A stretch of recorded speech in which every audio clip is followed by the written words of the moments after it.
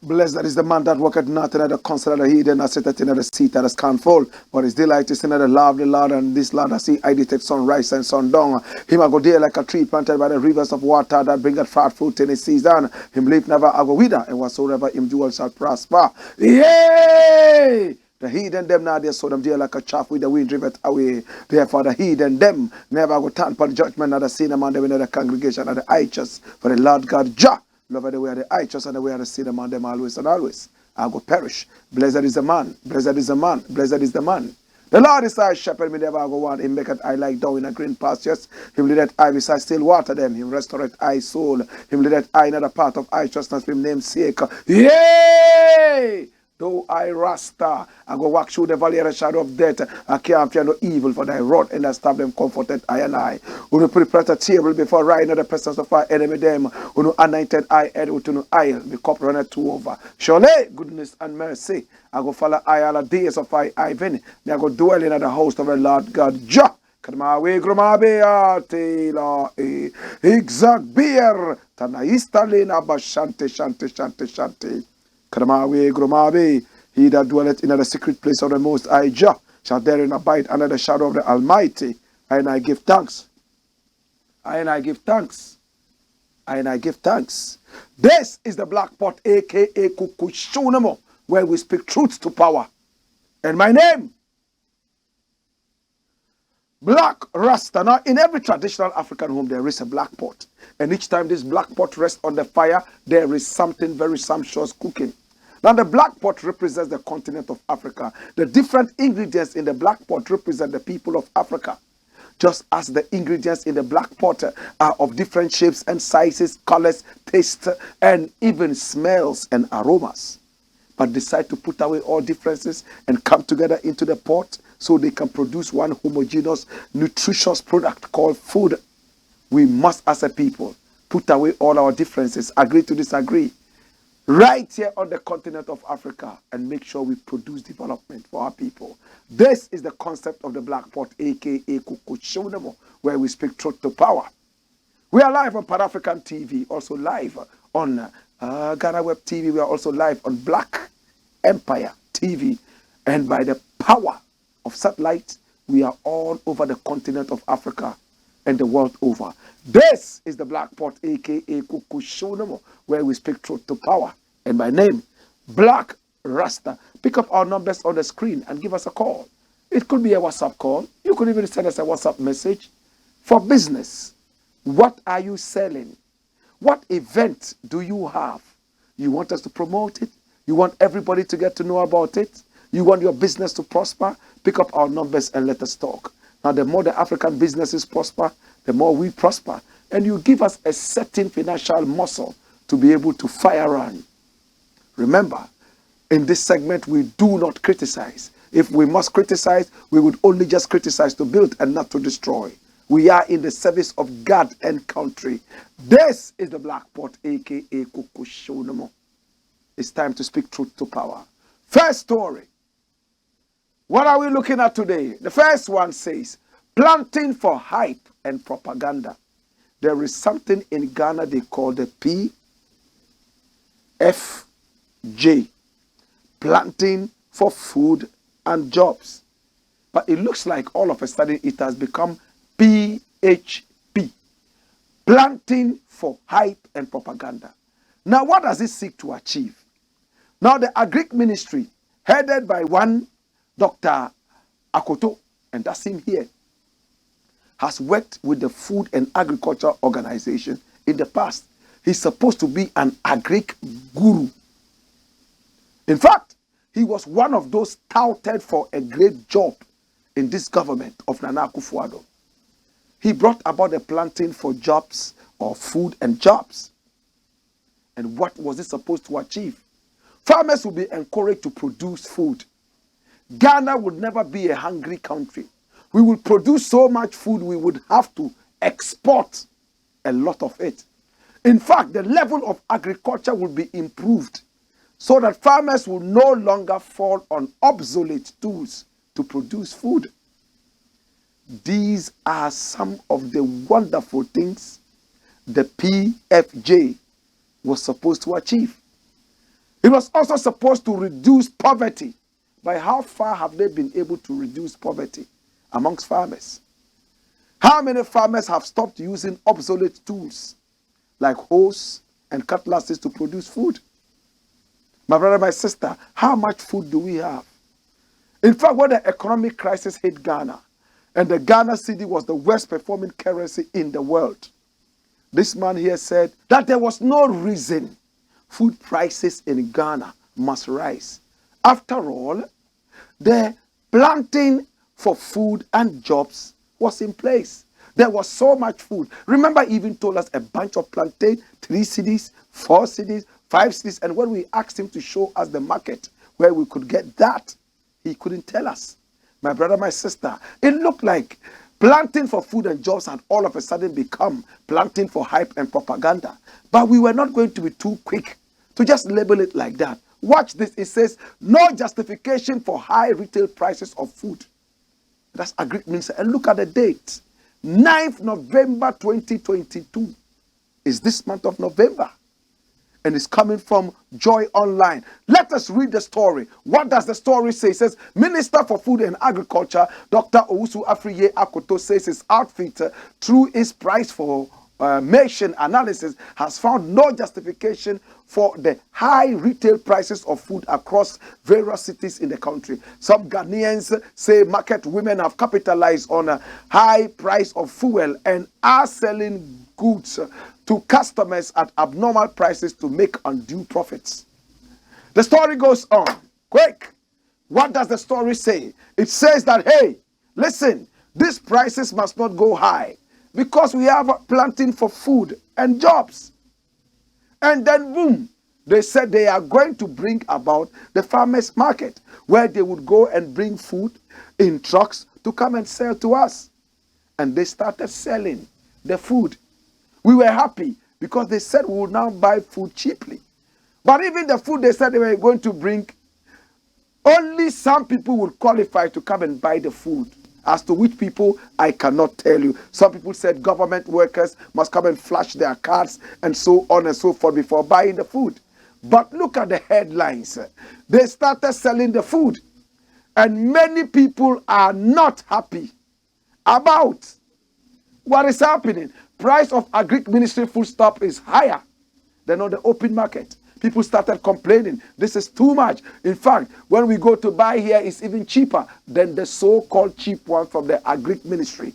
My brother, my sister, many more headlines came up. They said even the truck that was supposed to bring the food, the big truck, actually delayed. Some said it was involved in an accident, but watch it. It says the big truck is still on the way. Agric ministry justifies insufficient foodstuff at planting for food and job market. And there are pictures flowing. People going to buy plantain, people running left, right, and center to buy whatever. In fact, and you could see a lot of them lying down there. Nobody is buying because the price is high.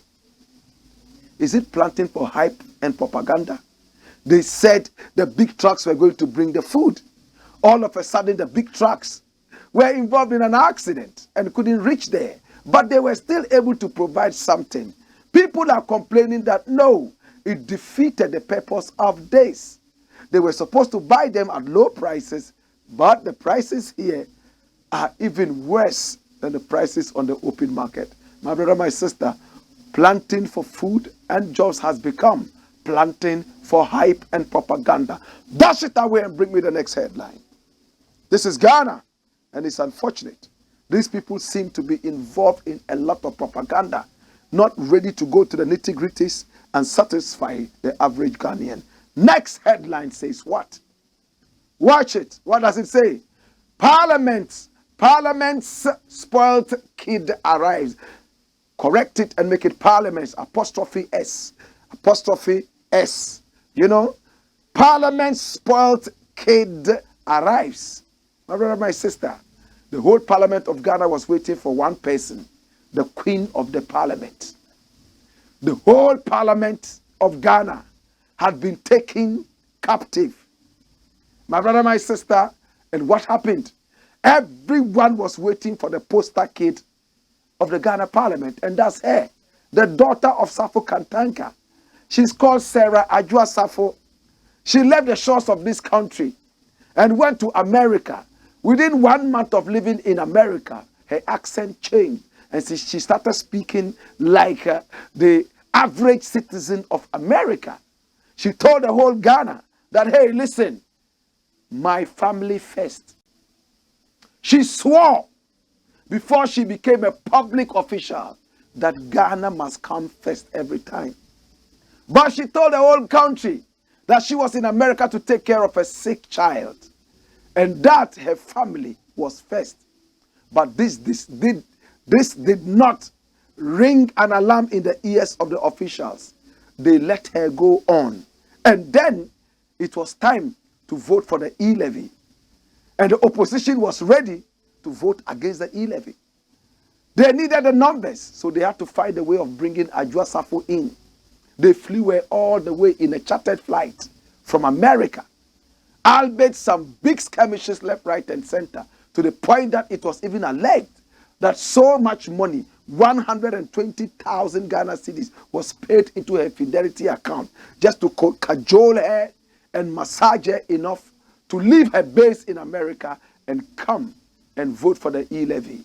Many were those who said she was impersonated because it was in the days of wearing the face mask. But she presented herself there and voted.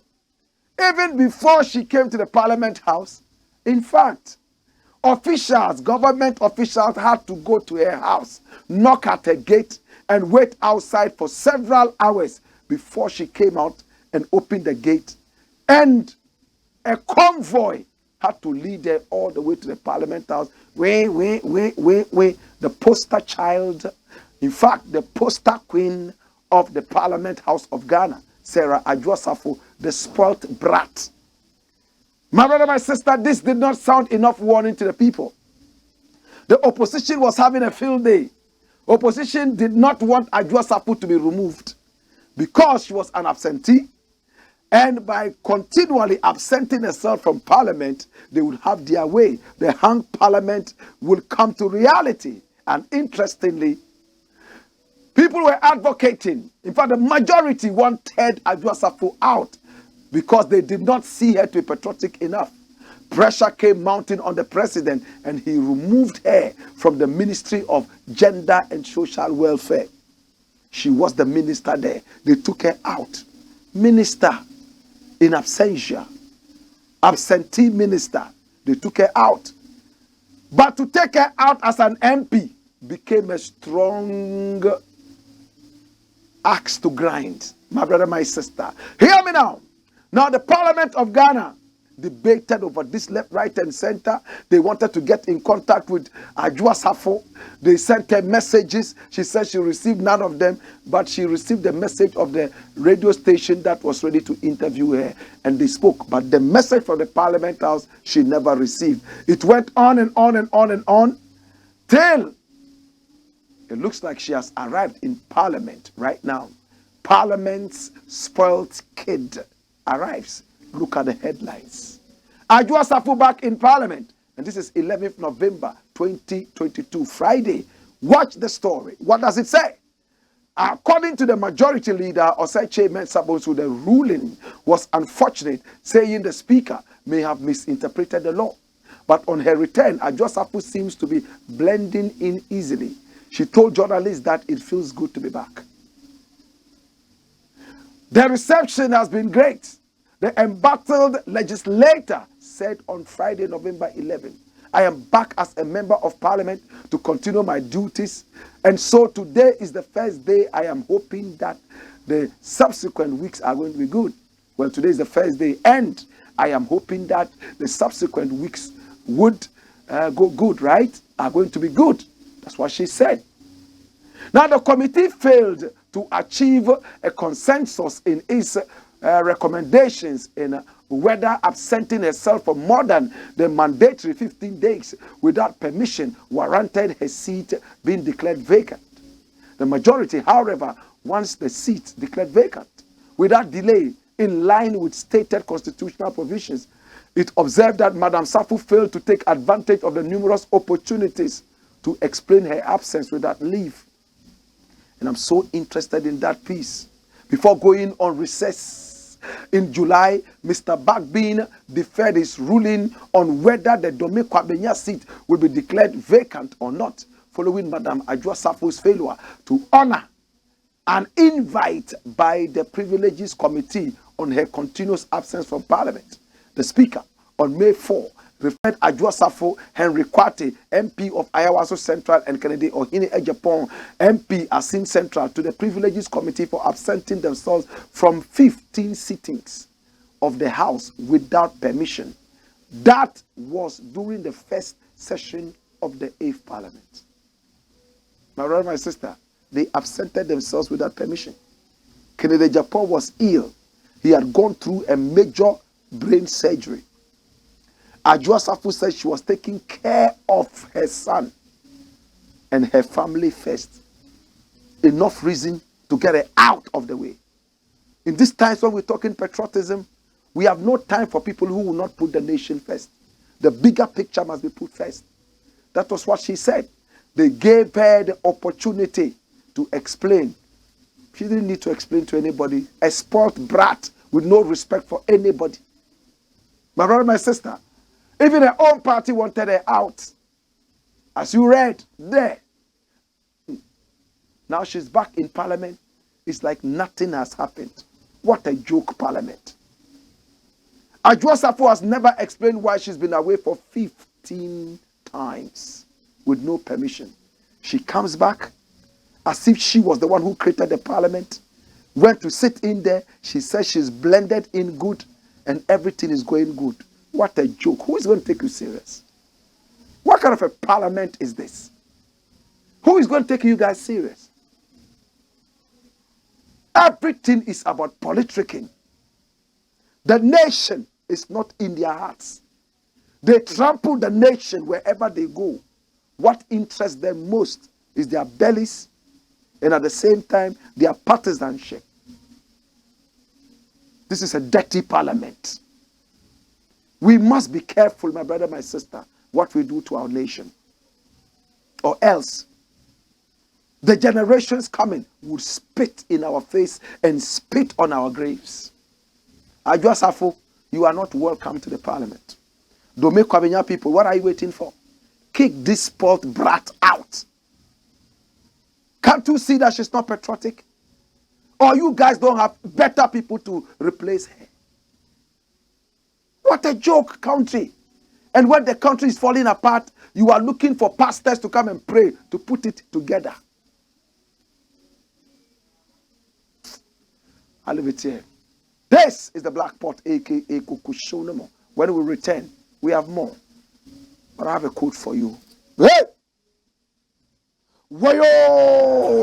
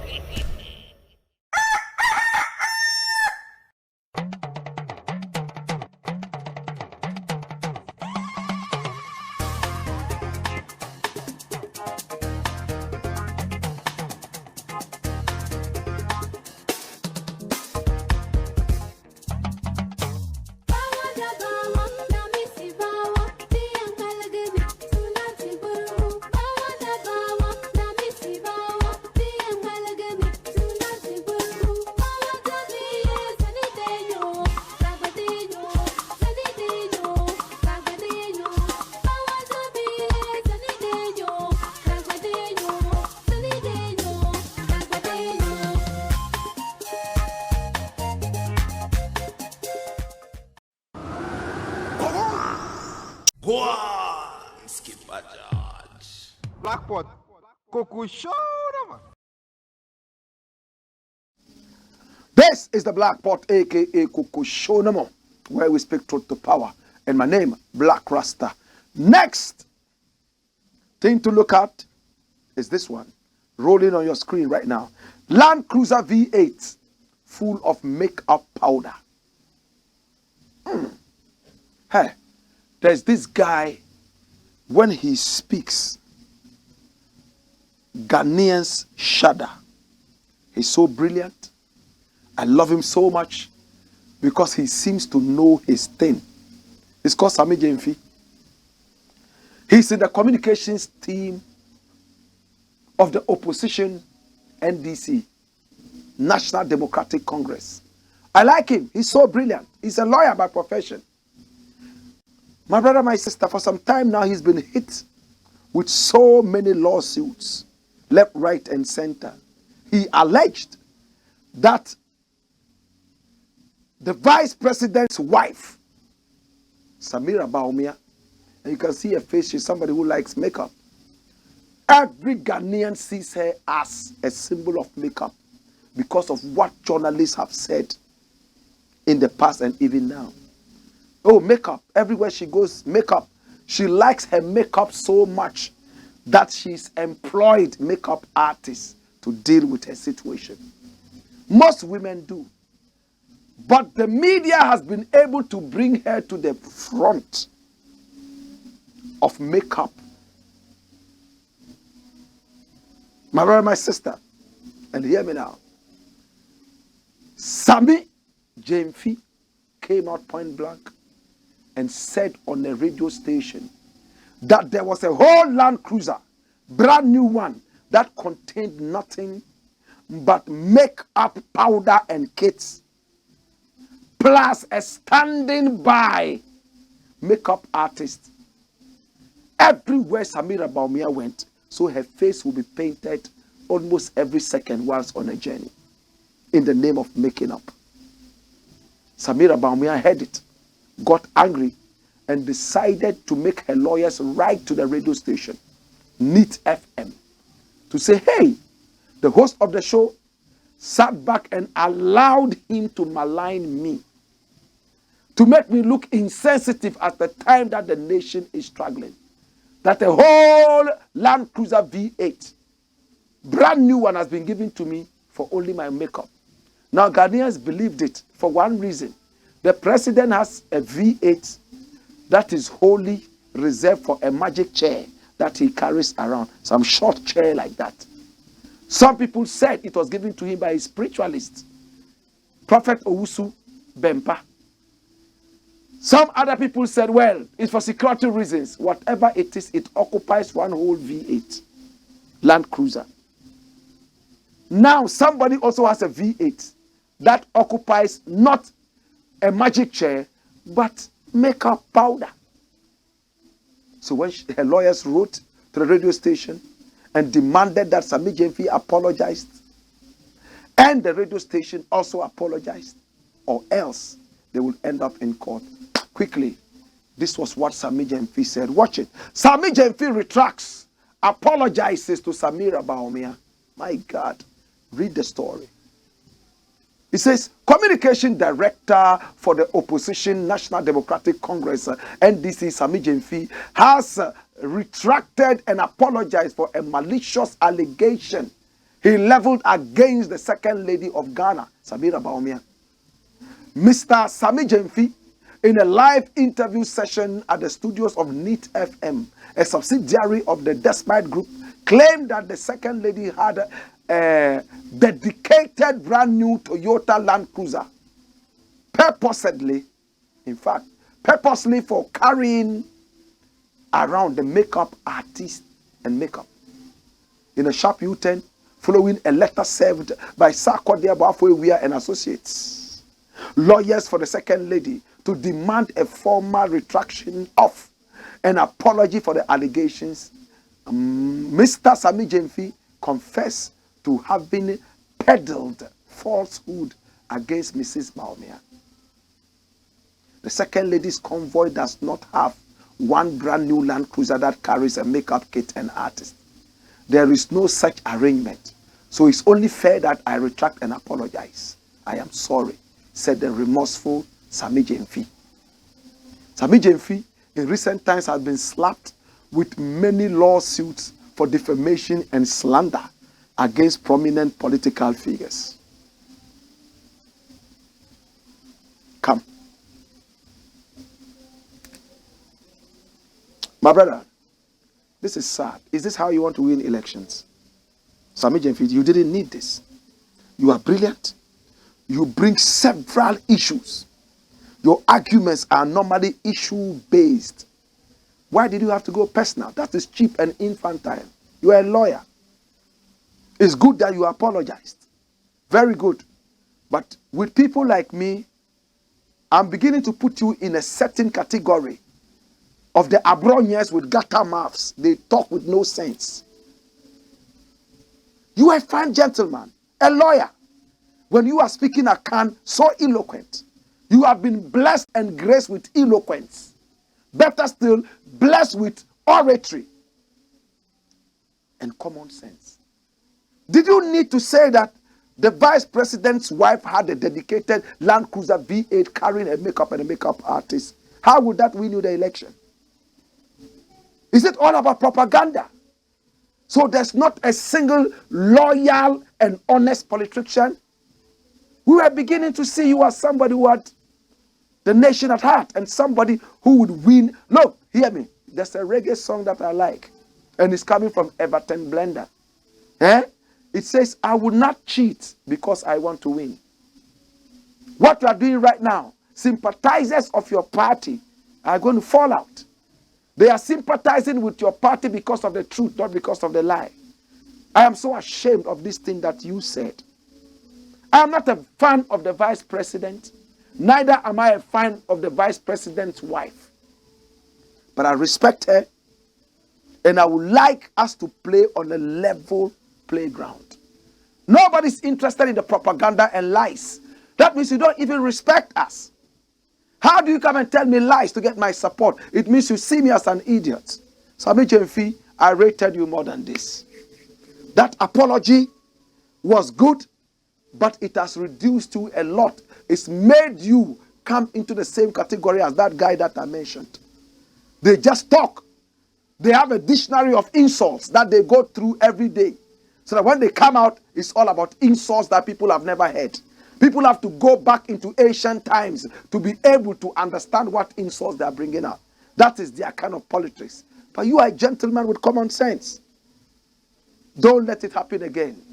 You see how many times you've been slapped with lawsuits all over. When Ghanaians come to see that you are also a loose talker, nobody's going to listen to you anymore. This is the first offense. I won't go too deep into it. My brother, I still have respect for you, but you can do better. You can do better.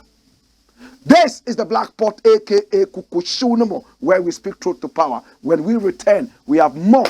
I have a quiz for you. Do you know which country in Africa has the highest population of Christians in terms of percentage? What percentage of Ghana is Christian? What percentage of Nigeria is Christian? Which country in Ghana, which country in Africa, beg your pardon, has the highest in terms of percentage? Christian population. Wayo!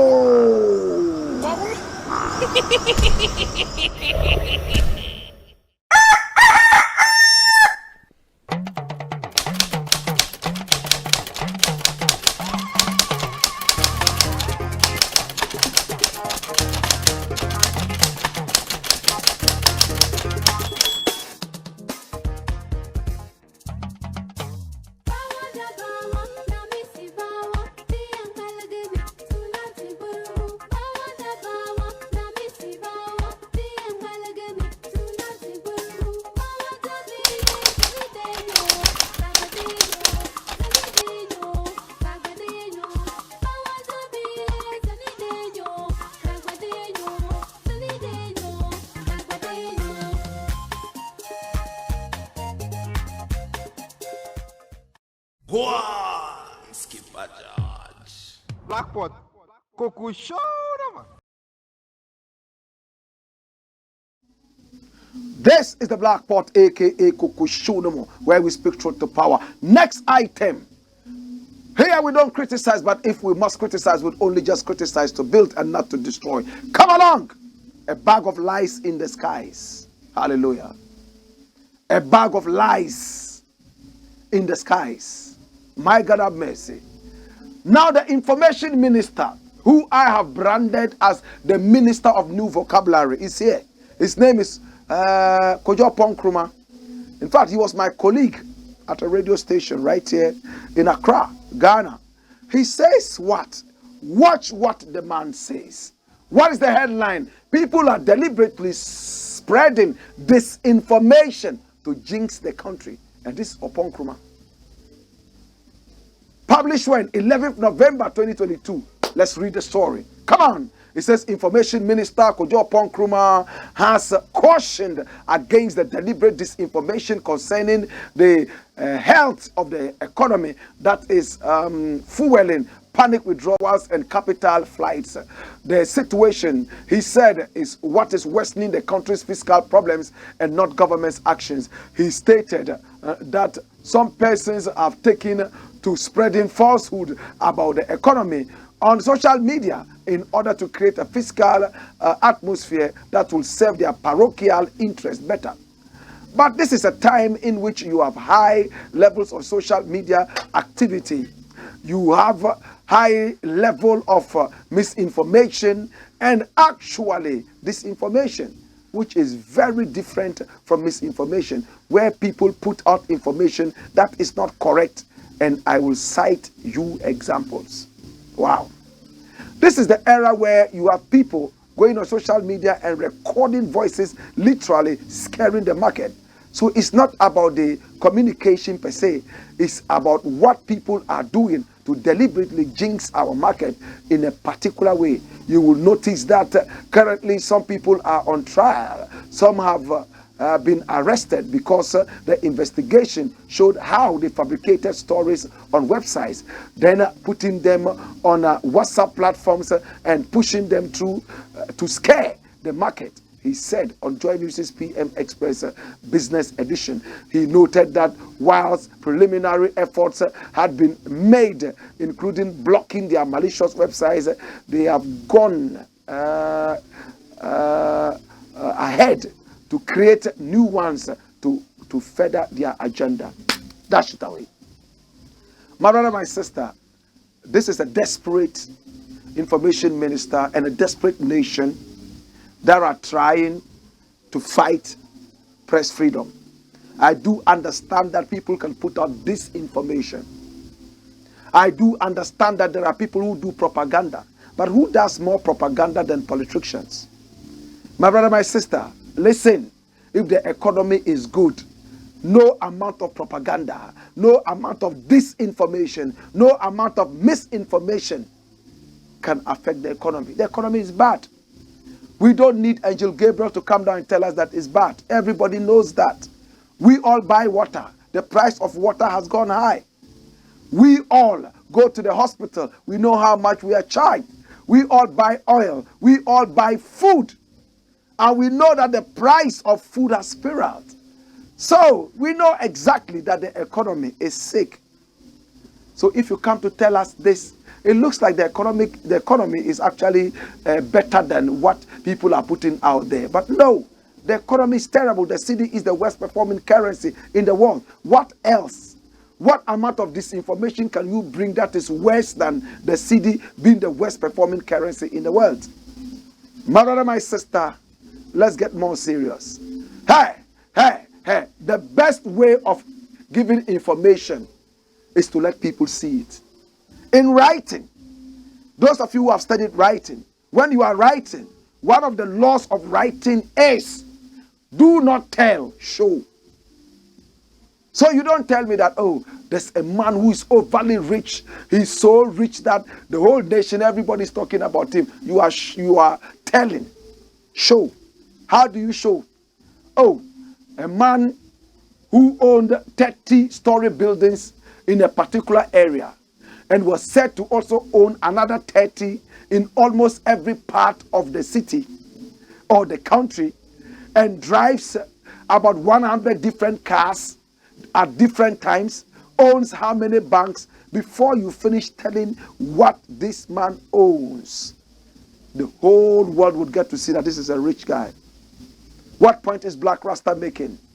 Make sure that the economy gets better. No amount of propaganda can floor the economy.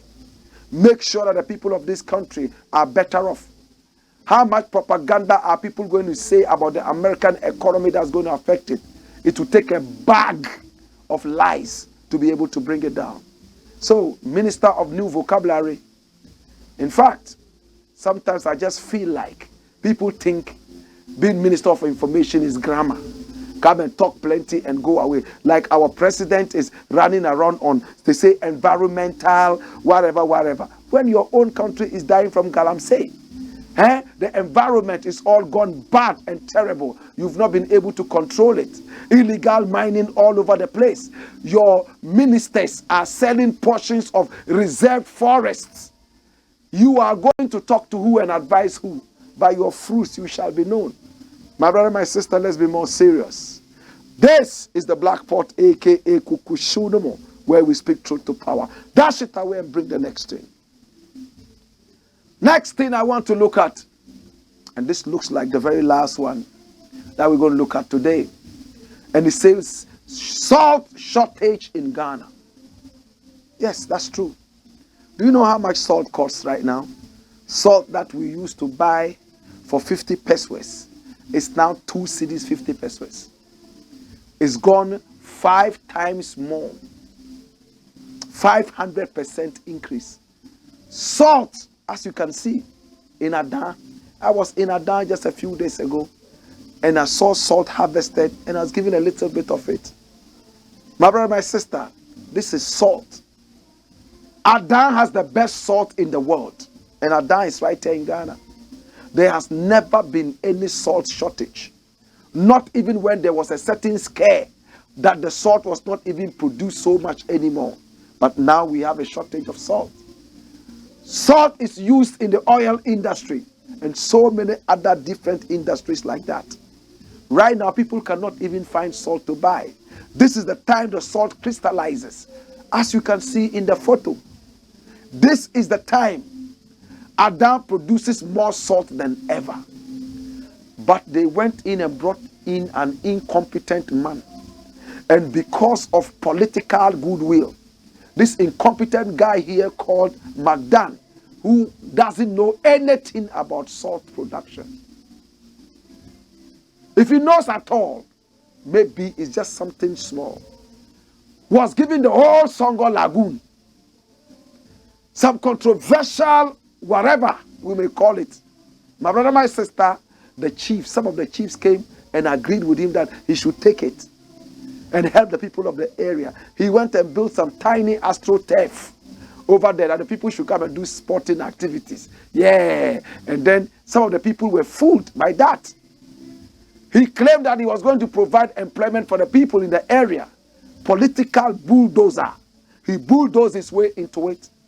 But the original traditional thing was that no one person should ever monopolize the Adan Lagoon. And I'm talking about Songo Lagoon. In fact, Nene Kole was the one who told his people that, listen, we are the owners of this Songo Lagoon, and that no circumstances should it ever be monopolized. And during the days of Rawlings, we have told this story over and over again. There was a woman who was called Margaret Kuonu. Now, Margaret Kuonu was a young lady in Adan who had also gone to, visit a friend. And some people had gone to harvest salt. In those days, there was a man called Apinting. Later, Rawlings had to remove him from there because of a certain confusion that ended up taking the life of Margaret Kuonu. Police and soldiers came there and were shooting at people who were in coast stealing salt that they used to have for free. Now they had brought in Apinting, and Apinting was supposed to be the owner. See, he had a concession. The people were not happy, forgetting the original idea of the traditional legend. I'm talking about Nene Kole, who told them, Nobody should ever monopolize the Songo Lagoon. Anybody can go there and harvest salt, but today it's even a worse situation. They've given it to Magdan. Magdan does not know so much about salt. And for that matter, there's a huge crisis. Nobody's allowed to go there and harvest salt. There are only some small tracks that they have made, which they call the salt pans, the public salt pans. And when I went to Adan only 4 days ago, I realized that those salt pans were not even making salt. Magdan is looking for salt where there's no salt. The indigenous know exactly where they can find their own salt. And if you go to Adan right now, there are thousands of people who will be able to confirm this thing that I'm telling you. I'm not from there. I don't know too much about salt. But at the end of the whole session, we all are crying there's no salt. Magdan is waiting for the salt to crystallize and whatever. Now I hear he's bringing in the old guys who used to work there and had the idea to find out from them how you'll be able to tap the salt properly. In the interim, we all are suffering because there's a shortage of salt. My brother, my sister, is it for political correctness, political expediency, or lack of patriotism?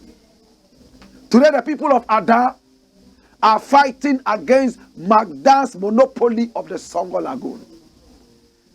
And every now and then we hear gunshots flying all over the place. People are fighting, people are being shot, people are being beaten, all because of this so-called Songo Lagoon salt. My brother, my sister, as it stands right now, we have to be really, really careful, or else we will suffer a certain kind of fate that will hurt everybody in this country. Now, the history of the Songo Lagoon alone is checkered. The history is so powerful. In fact, Nene Kole was a man who discovered that. And from the story or the legend, it was also given to him by a certain mermaid looking person. And from that time, we have been benefiting from Songo Lagoon until Magdan came in there. What point is Blakk Rasta making? Why do we go too much into politics and we lose it all? In the days when Margaret Kuonu was even killed, there was Apentine, there was Starlight, was this Star Chemicals, and another one. But other portions were left. Now the people of Adan are not saying, Magdan, don't come there. All they are saying is, let him go and occupy where he's supposed to occupy. Let him not take the whole of the Songo Lagoon so that the other portions can be used by us. But no, it appears Magdan has monopolized the whole thing, and he has people who support him, and he has the political goodwill, and the chiefs too. Some of them have come to support him, and the whole place is on fire. My brother, my sister, we pray for the people of Adan, and we pray for ourselves. Salt is very important. Some people think salt is for eating alone, but salt is bigger than just eating. Salt is used industrially. Salt is powerful. Magdan said, in fact, he's going to use the salt to change the economy of Ghana. Now there's a shortage. How are you going to change the economy? There's a shortage, and it's caused by you. My brother, my sister, I want to say thank you so much for listening, and thank you so much for watching. This is the Blakk Pot, aka Kukushonomo, where we speak truth to power. We need you to do business with us. Our numbers are scrolling on the screen. Pick up the numbers. Tell us what business you are into. Hey, we are heard all over the continent of Africa and even beyond via satellite. We are on Pan-African TV. Africa's only Pan-African TV. Very powerful. And by our name, we are the masters of Pan-Africanism on TV. We don't talk politics. We talk patriotism. That is what we represent, and that is what we always stand for. Think about it, my brother, my sister. This is the Blakk Pot, aka Kukushonomo, where we speak truth to power. And my name, Blakk Rasta. I'm hearing that teachers have decided to call off the strike. Remember that the president decided to appoint a new director general. for education. And the teachers got angry and said, we don't want this person. He's a banker. We do not see a teacher becoming the head of the Ghana Medical Association. Same way, we don't expect a banker to be the head of the teachers' organization or outfit or institute. And the to and fro led to the teachers, in fact, going on strike. The whole nation was held captive for a big ransom. Finally, the teachers have decided that they will go back to the classroom and teach. In this country, teachers are not respected. Teachers are not respected. Anytime teachers talk, people limit them to just salary. Oh, they want an increase of salary. That's why. But it's not every time it's about salary. Most of the time it's about respect. There's a cliche all over the place. If you can read this, thank a teacher. Teachers have been reduced to just people who teach to read and write. That is why that cliche, that outlandish statement, that stereotype comes every now and then. Oh, if you can read this, oh, thank a teacher. Come. If you can read this, thank a teacher. Listen, let me tell you, the teacher is bigger than just reading and writing. The teacher is a morality teacher. The teacher models people towards their destinies. The teacher trains children. The teacher builds up people to be better citizens of the society. The teacher is bigger than just reading and writing. Until we come to that level. In fact, the teacher is even a nanny. The teacher, my brother, my sister, is a father. The teacher is a mother. How many people take their children to school and they go to work? All because the teacher will babysit their children for them. We must put some value and respect on our teachers and not see them just as people who teach us literacy, reading and writing, or else there will never be a day we will fully respect our teachers. Think about that. My brother, my sister, this is the Blackport, and we want to say, teachers, we love you and we appreciate you. We thank you. In fact, without teachers, I would never have been who I am today. I'm proud to be a teacher. I'm proud my father was a teacher. Proud my mother was a teacher. Proud my whole family is a family of teachers. Even Jesus Christ called himself the great teacher. They called him the great teacher. True? For me, the teacher is the most important entity in creation. The teacher will teach you good over evil, will teach you bad and good, and direct you towards good. This is the Blackport, aka Kukushunumo, where we speak truth to power. And I want to say thank you so much. We appreciate you. We love you. Come.